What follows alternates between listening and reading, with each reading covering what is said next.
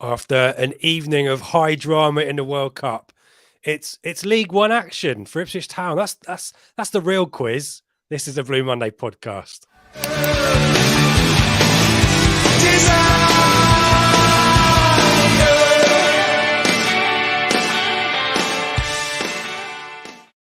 Hello and welcome to the Blue Monday podcast, discussing Ipswich Town up or down since 2015. I'm Rich Woodard, and this is the Prematch show, brought to you in partnership with our friends at the Greyhound Pub in Ipswich.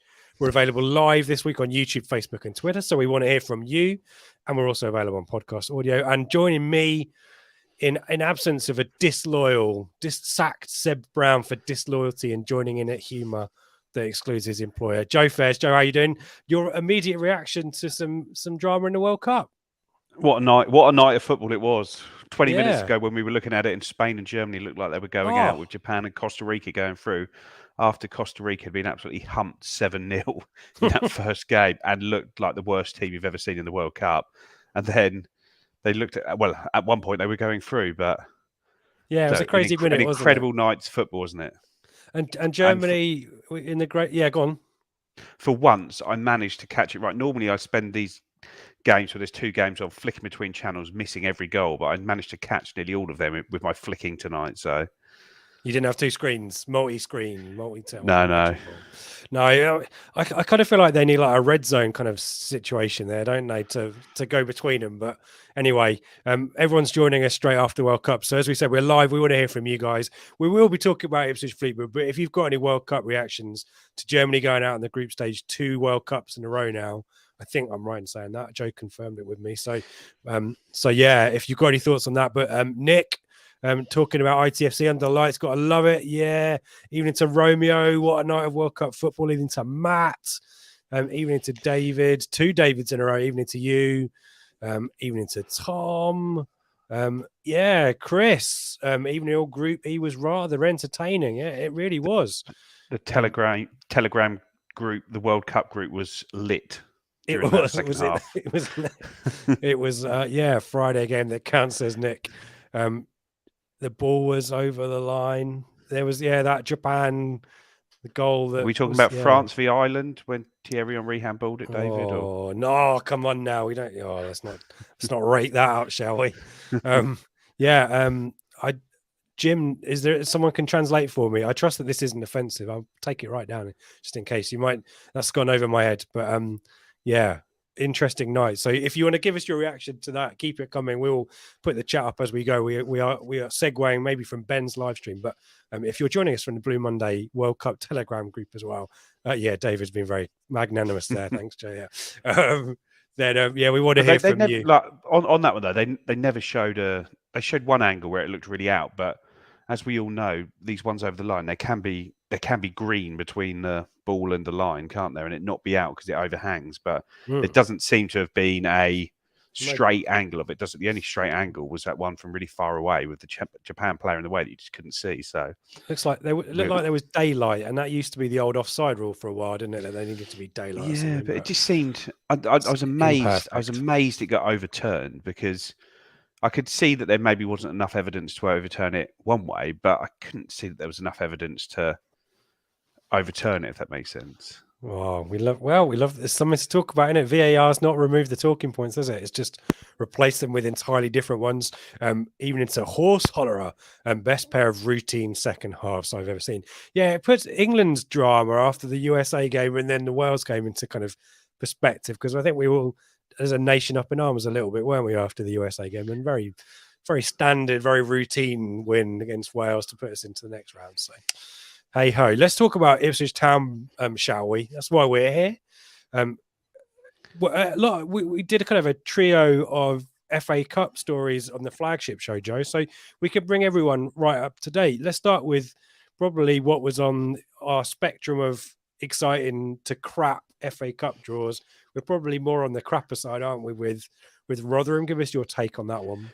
Yeah, well, it was one of those ones where I actually watched the draw. I don't always. And then it got to that stage where there was 6 teams left, wasn't there? And it was Manchester United, Everton, Newcastle, Reading, Rotherham, Ipswich and Watford were the last 6. And it's like you've got Man United and Everton at the top ones. Oh, if we get those, there'd be good ties. And then sort of Rotherham in the middle and then Reading and Watford below those. And then the first tie out of those drawn was Everton, and I thought, if we can get to Goodison Park, that'd be good. I'm supposed to be in Liverpool that weekend.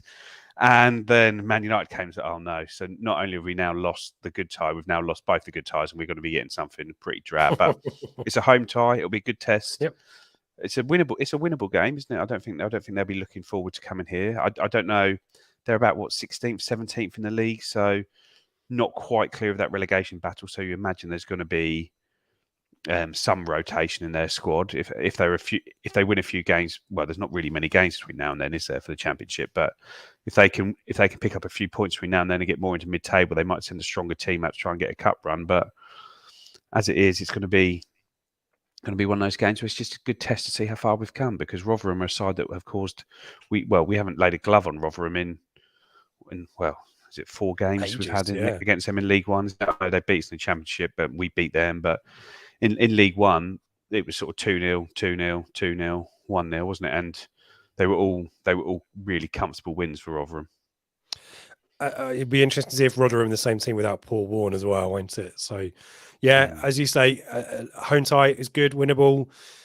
Morecambe is now moved to a Tuesday night, which probably favours us a little bit more as well. So that's kind of convenient for the league, albeit it's more fixtures. Well, it also gives our players a bit longer to get back fit, doesn't it? Playing them later in the month, in January as well, because that's January the 24th, is it? So either we're going to have more players back fit, or we're going to have signed some players and have had them bedded in a little bit more by then. So we're in that does help us out, and it means Morecambe have got to travel down midweek. It means they probably won't stay overnight the night before the game. They'll be probably travelling down in the day, because they're a much smaller budgeted club. So it does help us, really.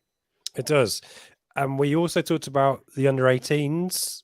We're playing Huddersfield, and World Cup-esque drama today as well for them, Joe.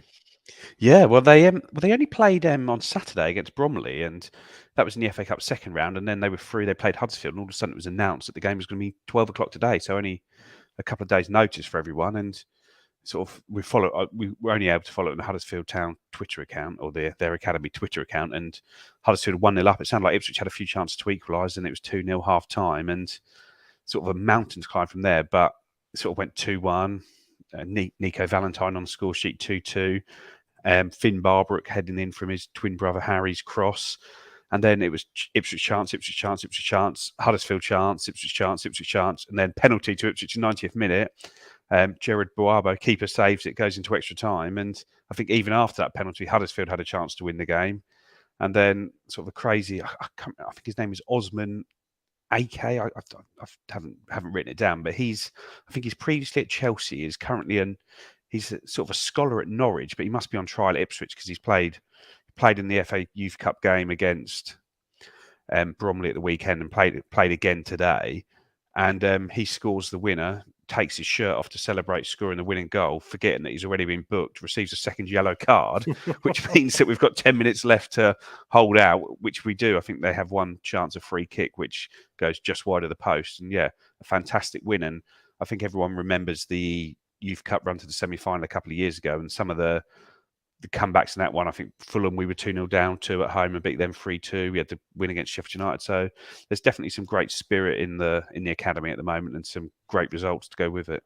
Who's now in charge of the under-18s after Adam Assay's left? They've been trying to appoint a manager, but I think it's a guy called Sam Darlow, who'd previously been with the under-16s. I think he's from the Midlands. I think he'd been at Coventry or Birmingham previously, but he's been coaching the under-18s, but there has been job adverts out for the under-18. So I don't know whether anyone has been appointed yet, or whether Sam Barlow I assume he is applying for the job as part of that process, or whether because he was the under-16s manager last year and assisted Kieran Dyer assisted Adam Ate with the under-18s last season, and now he's stepped up. But like I say, we're in December now. It's not the start of the season, but it seems that they had to get Dean Wright in, who was the head of the academy, and recently we've appointed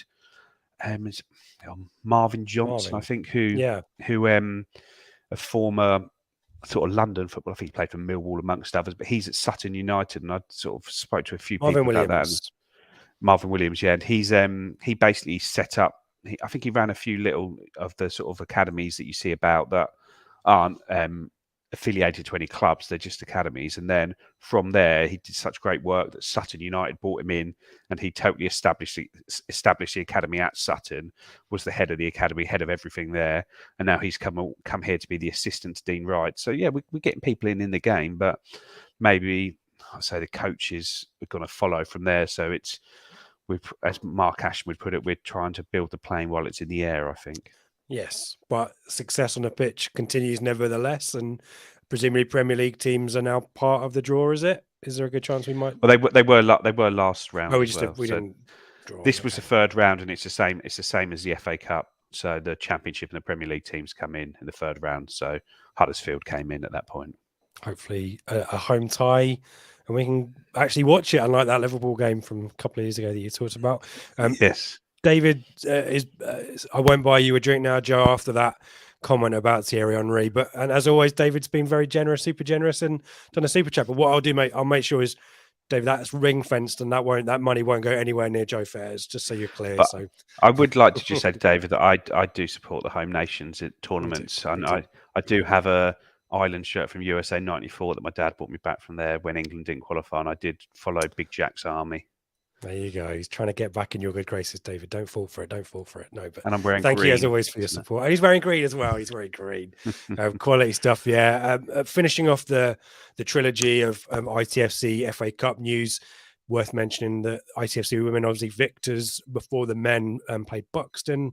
They saw off London Seaward, and now they face again another team from the tier below against Portishead Town ladies. I don't know too much about them, but we'll do some research ahead of that one. Their tie will be played on. They're no dummies, are they? Yeah, I was trying to. I did look up a few puns, but I was never a big fan of Portishead. But Glory Box is anything I know, but it feels a bit weird to try and get that in there. It's Bristol, isn't it, Portishead? Yeah, it is. Yeah, it is. But that will be at home, and that will be our last home game of the calendar year, because games are being moved around and so on. So do get down to the AGL Arena on the 11th. It's a Sunday, and that will be a 1 p.m. kickoff. The game against London Bees was scheduled for this weekend has been moved because London Bees had their game postponed or abandoned.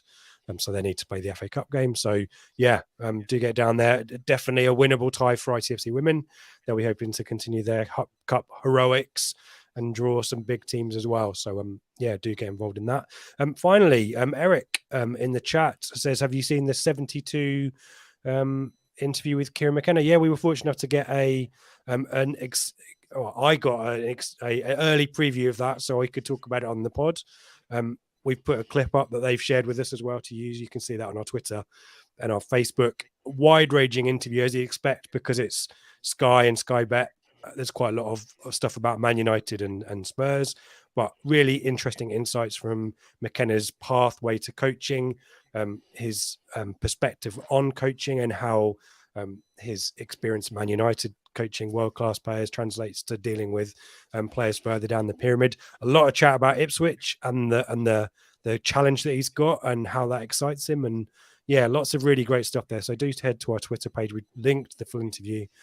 But as Eric is no doubt alluding to, that's a really interesting piece there, 45 minutes or so. So plenty of stuff there. David Prutton in the host's chair. So we recommend that one. Anything else to add on that, Joe? I think we can get on to No, I've only seen the clip. I haven't had a chance to watch it yet, so I'm looking forward to finding some time to do that. Yeah, as always, McKenna speaks so well, but really good to hear kind of straight from him his approach to coaching and his philosophy as well. So lots of stuff in there that we might not have heard before, but you know, this is for a wider audience as well. So some stuff that we will have to hear too. So, but definitely recommend that. And David, oh, sorry, Joe, it's too late. Not forgiven. There's still time. We could do some Fleetwood stuff. We can get it back. Let's talk about Fleetwood then. That's what we're here for. Your impressions of Fleetwood, Joe? I guess the big news really that we need to be focusing on is who's in the dugout, don't we? But a team that had made some really strong signings during the summer as well. So yeah, but they were really poor last season, weren't they? I think they picked up only 40 points, which in most normal seasons would see you get relegated. So they needed a big improvement just to become a side that sort of just competes in the league. To sort of needed a 15-point improvement just to be a bottom half team almost from where they were last year. But they're a side that I haven't watched much of them this year. I've seen Mendes Gomez pop up with a number of goals here and there, but whenever I see them on the Quest highlights, or sorry, the ITV4 highlights as they are now, they always seem to pick up a good result. They generally pick up a point, don't they, against somebody. And sort of when you have a look at the stats, it's sort of 19 games, 10 draws, and some of their draws against good sides. And I said they're not a side that's going to lie down. They're not. Their defence, I think they've conceded the same amount of goals as we have. They haven't scored many, but when you look at the sort of underlying numbers, I think that's sort of not telling the true story of how they've been, especially in the last 4 or 5 games where there's been quite high XG on both sides of the coin, both offensively and defensively, and we have as well, unfortunately, on the defensive side because we've conceded more than we'd like to. But I think tomorrow's going to be a game which has got goals in it. Yeah, we'll talk about the XG in a second and the XG against, because we'll try and focus the stats on their away form. But worth giving you the basics as we always do. They're 17th in the league at the moment, 22 points. That's 4 wins, 10 draws, and 5 defeats, plus 1 goal difference. And in the 6th game form table, they're 17th as well. So they're doing what you'd expect for the level of form there. And from the away. In the away league table, they're 12th, so moderately better than at home, perhaps. A notable 1-0 away win at Peterborough. It's probably the standout. But yeah, 9th in the away XG league, if that's something that anyone takes any interest in, and 10th on XG against, which is pretty good as well. So yeah, it's an interesting team, that. And as you mentioned, stayed up last season by virtue of goal difference over Gillingham, 14 goals better off to Gillingham. It's weird how, those margins, at least it's not their record against each other like it seemingly is with the World Cup at the moment. What do you remember of the games last season, Joe? Probably the one at home was most memorable, wasn't it? Yeah, well, Bertrand Salinas scoring the last minute goal, which saw Brett Johnson jump out of his seat, was the main takeaway from last year's game. But I thought, because the guy that scored for them, Callum Morton, was on loan from West Brom at the time, and there was a little. I'm sure I heard someone that it was a player we were looking at some point in the summer. Obviously, we weren't because he ended up at Fleetwood. But I thought that's a really astute sign in there, because I thought he was a really good player. Him and sort of Jed Garner up front had caused us quite a few problems that day. So no, it was. I say good. I thought they were a decent side whenever I watched them, but throughout the rest of the season, they obviously didn't pick up many points elsewhere. And did you make the trip to the away match last season? Another win in that one, but I can't really recall. I didn't make it that far. No, March 2-0 was it? Yeah, 2-0 Morsey and Jackson late show with them. Yeah, it's on a pig of a pitch, wasn't it? I think. Yeah, Piggott hit the post. I think that's what Seb's written down. Seb has done a little bit of research for us, but a lot of this is our work, isn't it? We'll claim credit for it. And in terms of their last results, 1-0 in the cup against Ebbsfleet, not particularly much to write home about there. And last time out in the league, that late defeat to Bolton, which seemed pretty fair in terms of the balance of playing the stats, but it took Bolton to the end. But yeah, Mendes Gomez is the man at the moment, Joe, isn't he? He scored the goal for them. Is that a player you're worried about?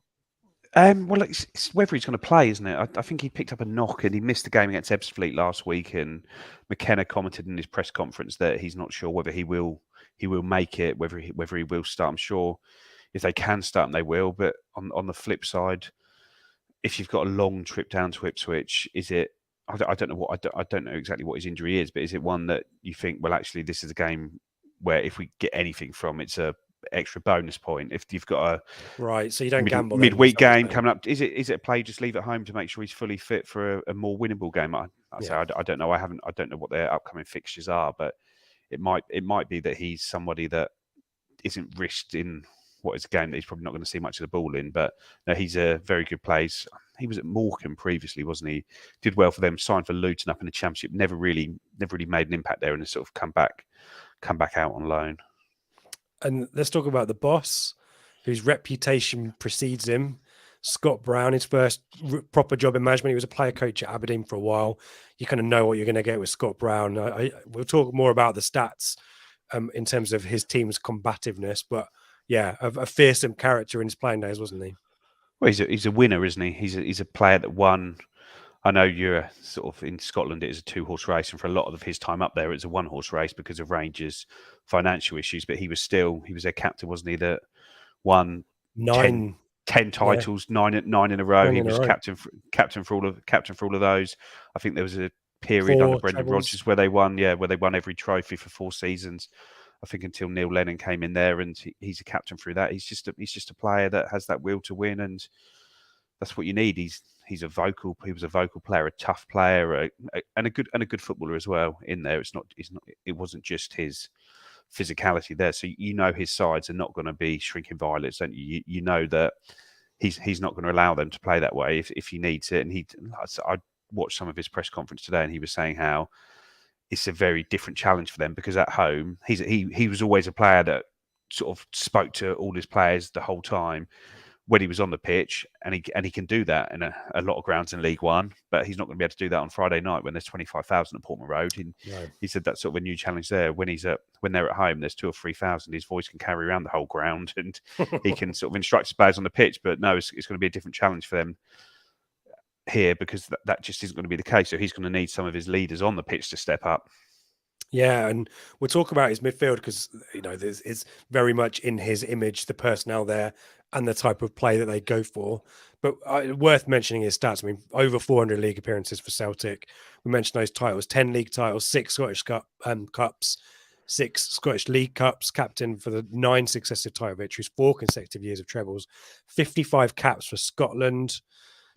So yeah, pedigree there, and probably. I don't think it's a controversial statement to suggest that he's quite fond of the dark arts as a player as well.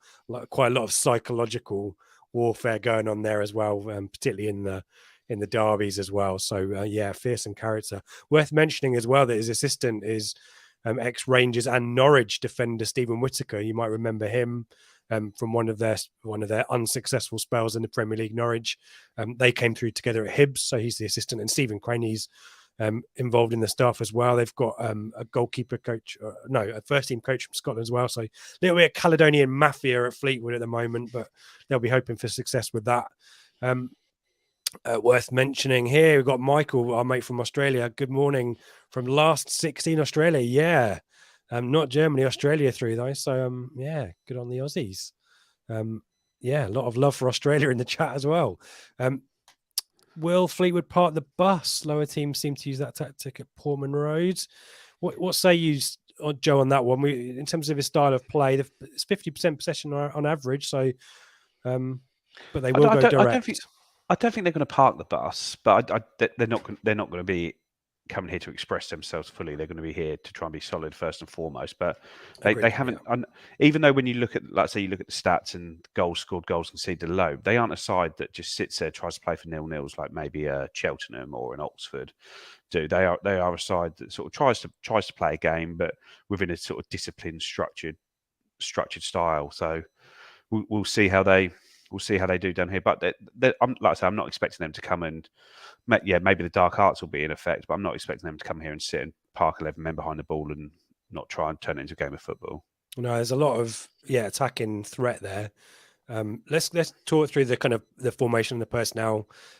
Seb's research suggests 4-2-3-1 has been used most, but 3-5-2 away from home is possibly the way they go there. But I think it's more about the personnel, isn't it? And we mentioned Gomez, we mentioned Morton, who I like from West Brom, an undisclosed signing there. Probably could have got a higher club, perhaps in at least in League One standards. Sean Rooney's probably a name that's not familiar to too many. Signed from St Johnstone, but he's got 3 goals and 3 assists in 17 appearances. 46% of their attacks come down the right hand side, according to Seb. So he's a man to look out for. Danny Andrews, is that a name that you recall, Joe? He's been around a bit. I remember last year when we played them, he was the big fig. I think he'd scored 2 or 3 direct free kicks in the early part of last season. I think Fleetwood did get a free kick in a dangerous position. It's bloody hell, Danny Andrews stand over, and he's managed to find the top corners a few times this season, but didn't, fortunately, against us last year. And I don't think he scored many since then either. But no, he's got a great set piece delivery on him and a great shot from free kick. So he's one you want to avoid giving sort of opportunities to try and get the ball in the box. Edge. Which we're guilty of that as well, aren't we? Sometimes if we get frustrated, but yeah, 2 assists, 1 goal for him so far. And then there's this central midfield, Joe. I'll chuck some names at you, and you let me know what you think about these guys. Josh Vella, Who I really liked at one point at Bolton. He could play in right wing, right back, Yeah, midfield. I think he's got a nice left foot on him, hasn't he? And he's a good footballer. He's a little bit dirty, but he's a good passer of the ball, and probably the one you Yeah, well, don't want to give the ball to. this is the thing, and Daniel Batty as well, Lewis Warrington. Daniel Um, Batty, especially, is another one that yeah, likes to kick anything that moves. yeah, and I think this is I think he's previously been at Hull, hasn't he? yeah, that rings a bell. Yeah, definitely. Yeah, Vela 3.1 tackles per game on average. As Seb's provide a comparison, Morsey average is 2.1 tackles per game. They are second in the away standings where it comes to tackles per game.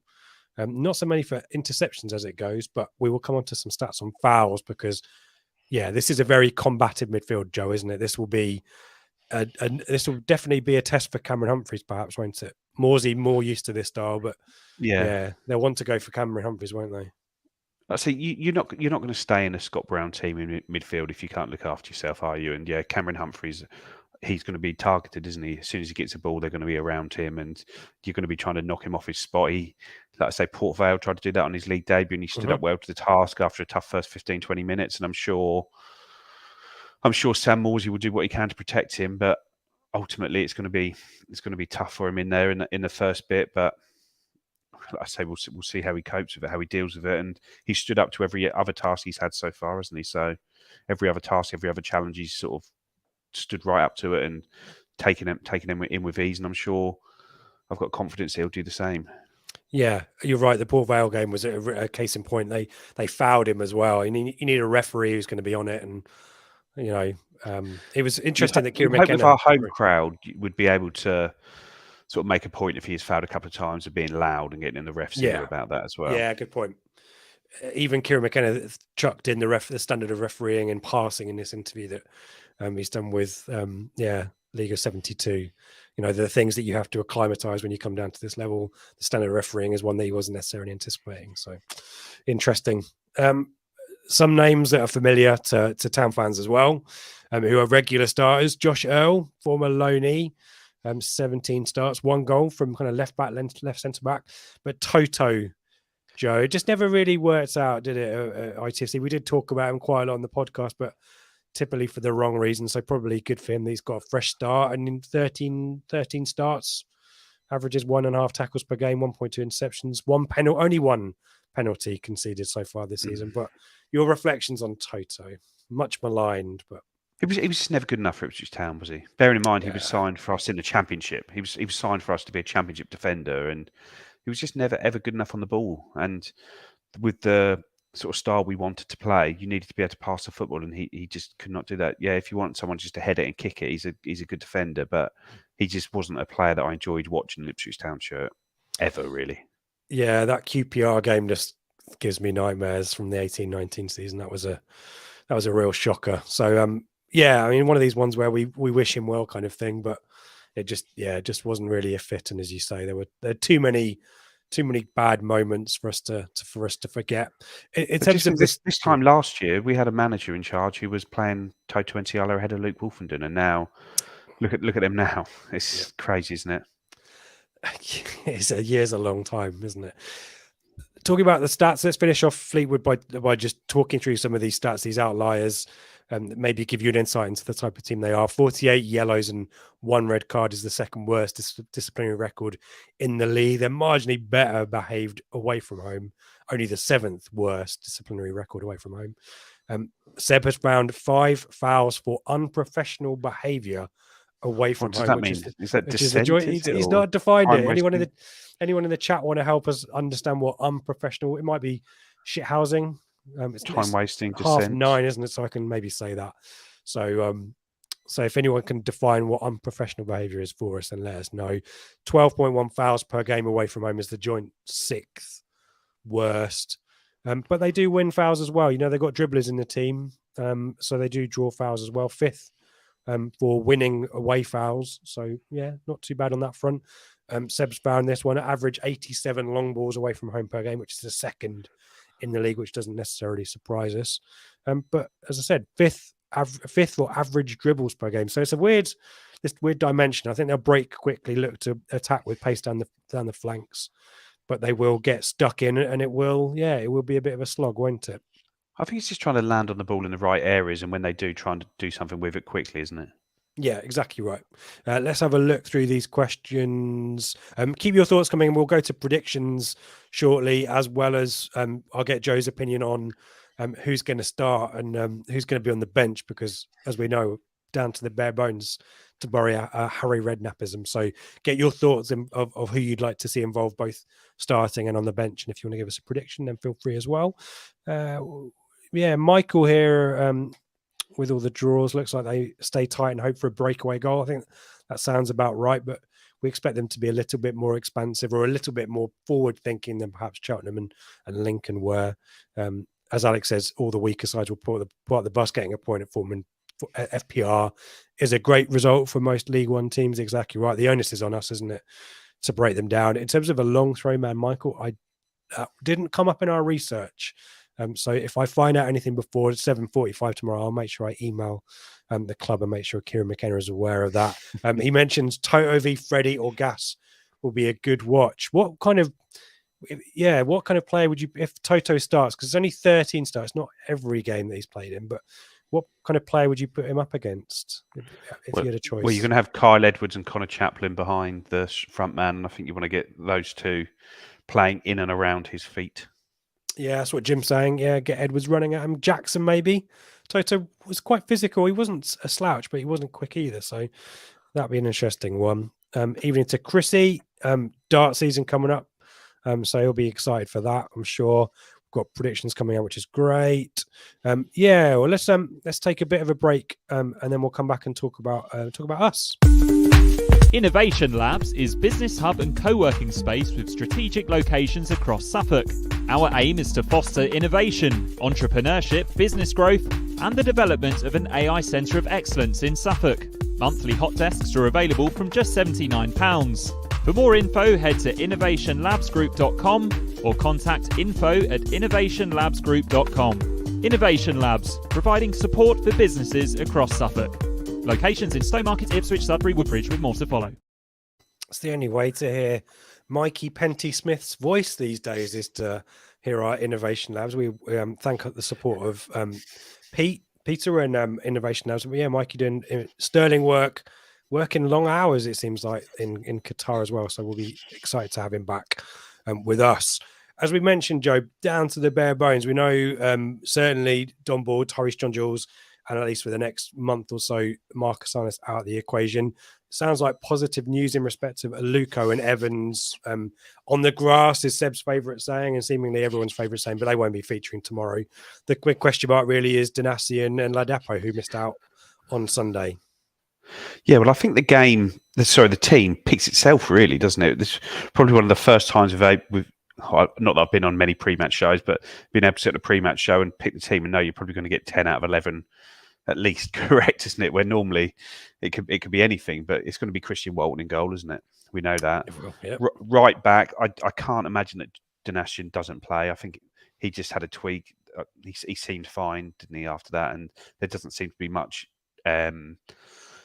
much talk about him as though it's a bad injury. It's just a precaution. Imagine if their league getting played. So it's going to be Donassi at right back, Luke Wolfenden right sided centre back, Cameron Burgess left sided centre back, Leif Davis left back, Sam Morsey and Cam Humphreys in the middle, Connor Chaplin in the 10 role, Wes Burns on the right wing, Freddie Ladapo up front, and then I guess the only question mark probably is whether it's Caden Jackson or Kyle Edwards on that sort of left hand side. And I think it will be Kyle Edwards. I think it's more a game for Edwards. I don't think there's going to be the space to exploit for Caden Jackson. I think maybe against Peterborough next week there might be more of that, so maybe he gets a nod that week. But I think it's going to be Kyle Edwards, and he's earned it, hasn't he? Yeah, I think he has earned it. I think even before Marcus Harness was injured, he was really knocking on the door there. But obviously Harness had that excellent game against Exeter, but now we've lost him for a few weeks. So Edwards is that ready-made replacement, but we'll see. I don't really see any issue with Freddie Ladapo or Janoi Donassi not playing. I think they've just been precaution, haven't they? Yeah, and the issue then is who plays on the bench, isn't it? We know we a lot of unfamiliar names for quite a lot of people, maybe not for you. But how many of those do you expect? I guess they have to contribute, don't they, from the bench?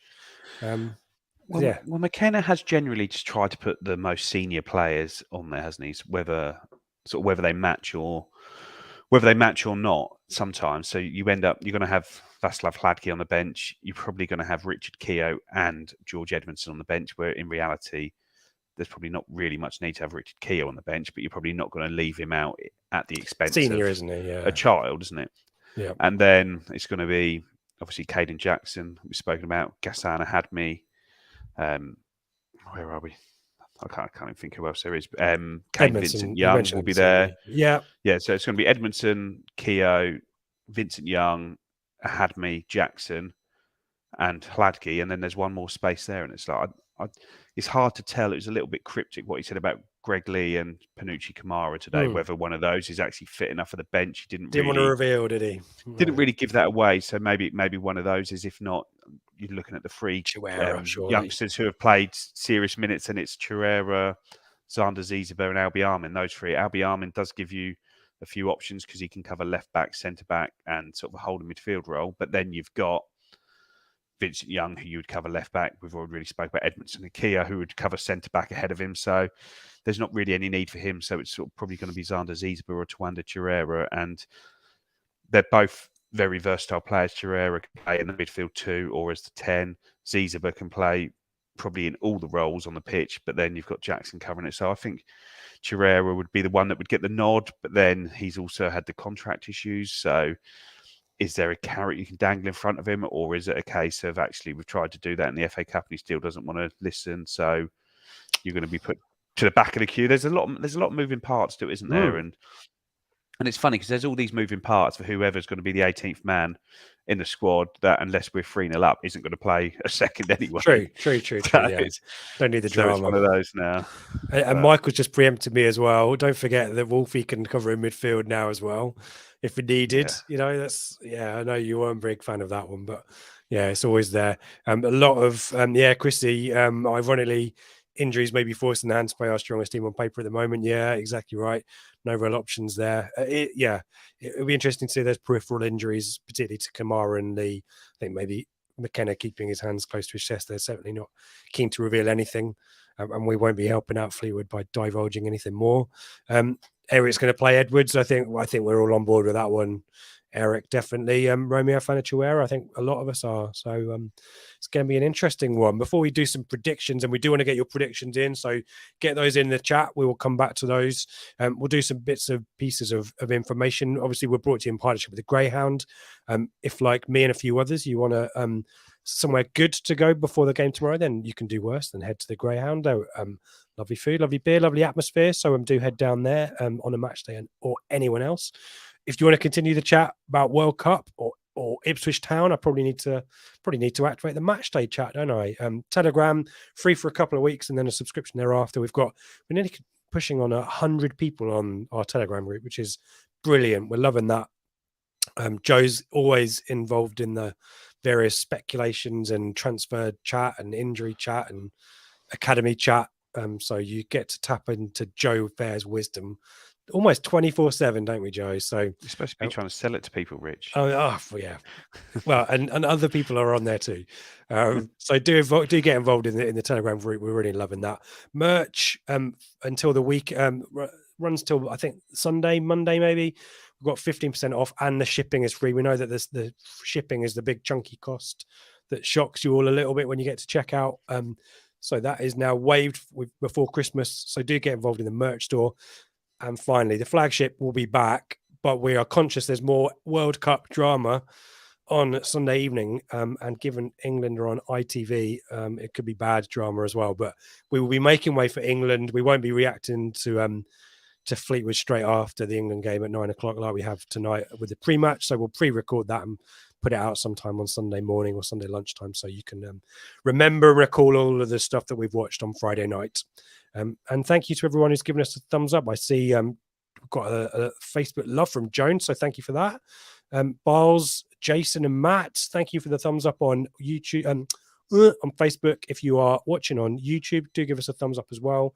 Helps nudge us up the algorithm. And if you're listening on the podcast, do give us a review. We do like reading the reviews, especially the ones that quote The Office.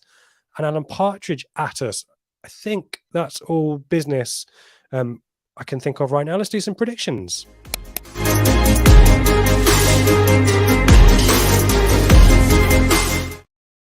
And unfortunately for Seb, he's not here to revel in the fact that he outscored me for the second week running.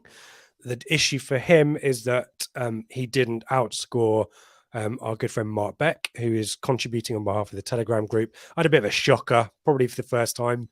I wasn't confident about Exeter, and I was proven wrong. But none of us had a particularly vintage week, and therefore probably one for us all to forget and move on from. So let's do exactly that. Joe, can you remember your predictions? I've got them on the screen for you if you want to have a look. Not really, no. Let's They were focus. done very hastily. I could show everyone the image, the scrolling, the Roman numerals that I got for Joe scores that I had to convert into numbers. But let's focus on a few of these games. Probably the standout game apart from ours, which we'll come back to. Peterborough, Barnsley, Derby, Sheffield Wednesday. Do you want any of the games there that you want to pick out and give your assessment of? I just think Derby Sheffield Wednesday is a massive game, and it's a tough place for Sheffield Wednesday to go over to Derby, isn't it? And you'd hope that Paul Warne, having sort of his first probably extended break with the players, has been able to maybe get them more drilled how he wants to do, because he's sort of come in, hit the ground running, and hasn't really had that break as yet. So hopefully they can take something off Sheffield Wednesday. Yeah. So I've gone for a. Yeah, you've not predicted that though. You went for a 0-0. Yeah, they're taking something off them. A point. Okay. I think Derby might win it. I think all of us. It feels like Plymouth have had a bit of a blip, and we'll go to your prediction on Plymouth in a second as well, because that's maybe a little bit out there. My out there prediction is I think Derby might get something at home in that one. Big game. I feel like Sheffield Wednesday are due a little bit of a stumble, so maybe it's going to happen at Derby. But yeah, let's talk about Plymouth Port Vale. You've gone for a 1-1 draw there. It's probably as out there as you can get with Plymouth. I just think that Plymouth aren't as good as their record is. Like when you look at every game I look at, they're sort of, I know the sort of stats, their XGs, that all seems to show that they're sort of getting lucky. And when you look at their strikers, all their strikers are scoring double the amount of goals they should do. Their keeper's letting in half the amount of goals he should do.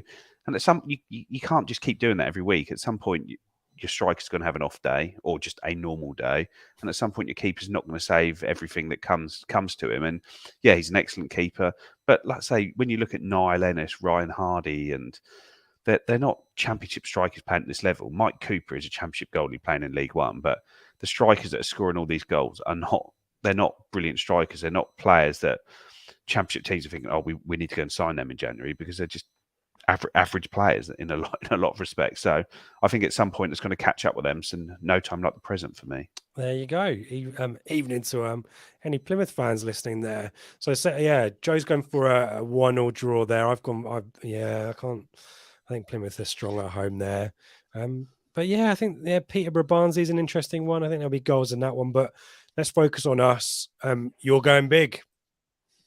3-0. Yeah, we win on Friday night and then have a nice weekend looking at the other scores. Another weekend like Exeter, where we do our business early and everyone else kind of gives us a bit of drama and a bit of hope. Is that what you're going for? I think Derby, when we beat them on the Friday, it was like that as well, wasn't it? It was a little bit. The other teams drew. Yeah, I'm going for the narrow one. Now I've looked at it a bit more. I'd have put probably Burton to beat MK rather than MK to beat Burton. I've sort of had a proper look at things. So okay, if it's not too late, I'll flip that one round. No, it's too late. It's too late. Now it's out there. But yeah, we're a collective home win there. Not too surprising, but narrow victories predicted by me and Mark. So we shall see how we get on next week, and whether you've given Seb a nice boost with his prediction score, Joe. Let's go back to the chat and see what folk have got to say about that. So lots of chat about Aluko. I think that's far too soon. He's only just started training, isn't he? So it will be a boost, but he's not going to be back for tomorrow, is he? Yeah, no. But once they join in with training, that's sort of, you're basically back to match fitness when you join in with training. I don't know.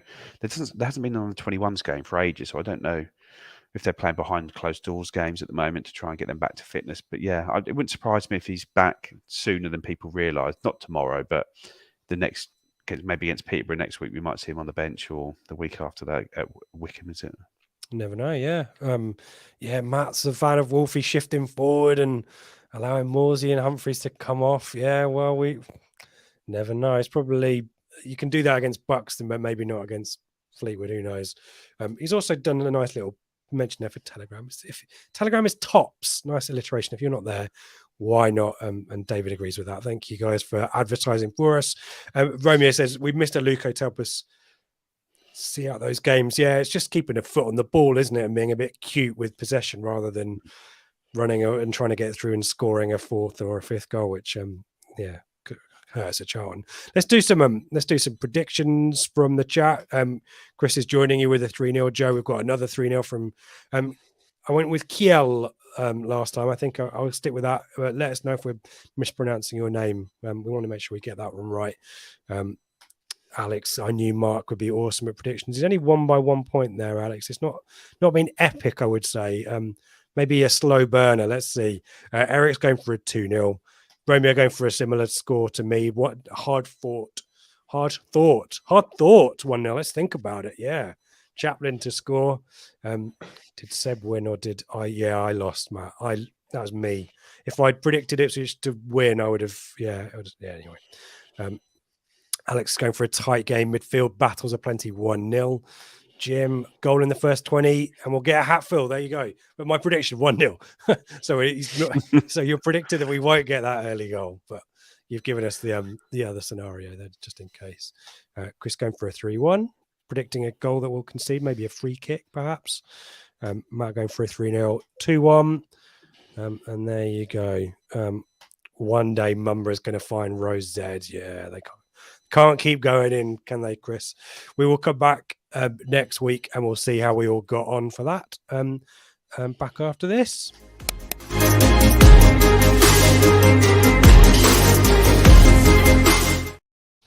So thank you to Joe for his insights. I hope you enjoyed the pre-match show experience. I know it's not one that you generally frequent too many times, but always welcome, Joe. You know, if you enjoy it.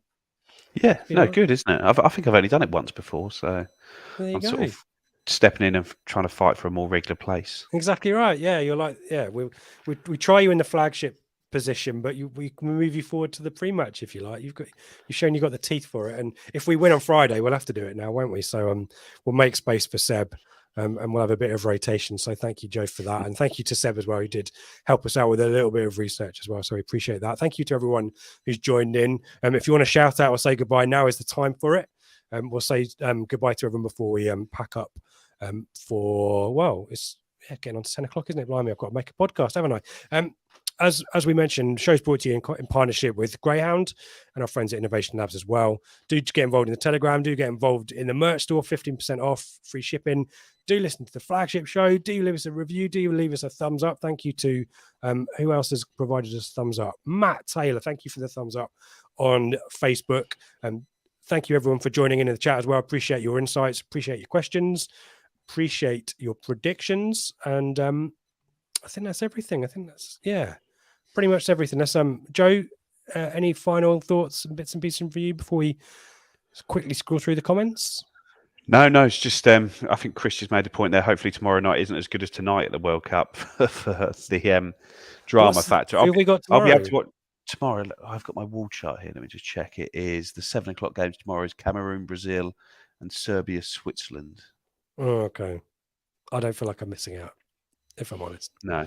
But yeah. No, I'll be able to watch the first half and Bobby Robson suite. And of course you will. Of course you will. Of course you will. What's on the menu for tomorrow night? Oh, I think it's a rump of lamb, but I'm not 100% sure. Lovely stuff. As always, apart from Joe's menu options, everything you need to know from here on the Blue Monday, bluemonday.itfc.co.uk, the link above there, at Blue Monday ITFC on the Twitter, all the cool stuff there. Make sure you watch that Kieran McKenna interview as well. Highly recommend that. Let's finish off with some final comments. Alex did like the look of Plymouth. David 2-0 Town, going for a Morsey, Ladapo, 2 class players for our promotion push. David also going for a 2-0. but it'll be a tough game. Flim Flam, Banzai, 3-0. Sorry I'm late just as we're finishing off as well. Chris going for a 4. And Chris has appreciated your beardless face, Joe. Is that a deliberate, is that a purposeful choice, or did you slip with the shaver and have to do the whole thing? Yeah, I've just been to the Turkish barbers today, and they don't leave you a lot of choice today. Do they not? Okay. Wouldn't No, know. no, I did ask for this. They gave me lots of choice. So Chris is enjoying it. I don't want to besmirch the name. No, Chris is at his suit as well, so he knows all about good hair choices. So there you go. He's enjoyed that. Thank you, Romeo, for being with us. Michael as well. Eric. Chris, as we mentioned, hope the World Cup isn't as good as tonight. David, thank you for being with us. And we'll finish with another sponsor mention. David, say Joe, sponsored by Gillette. Everyone, thank you for joining with us. We hope you enjoy the game on Friday night and have a lovely weekend. And we'll be back on Sunday, and we'll see you then.